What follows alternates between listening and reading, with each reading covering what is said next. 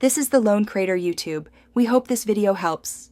You begin by laying down two ovals, one for the front and one for the back. Draw the front oval slightly taller than wide so the zero won't look squat. Once done, place a second oval behind it offset by about 0.5 to 1/2 the width to suggest depth. Make sure to keep them parallel. Then connect matching rim points with smooth, confident lines to create a consistent tubular shape. This is the structural skeleton that makes the zero read as three-dimensional.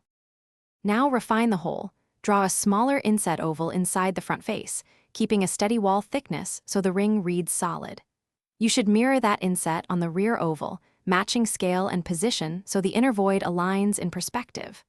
Once aligned, connect the inner edges with gently curved, tapered lines. This creates the inner surface of the 3D form. Make sure transitions are smooth where outer and inner surfaces meet, because sharp inconsistencies will break the illusion of volume. To finish, pick a light source and apply values. Highlight the nearest outer rim and darken the far rim and inner walls so the tube reads circular.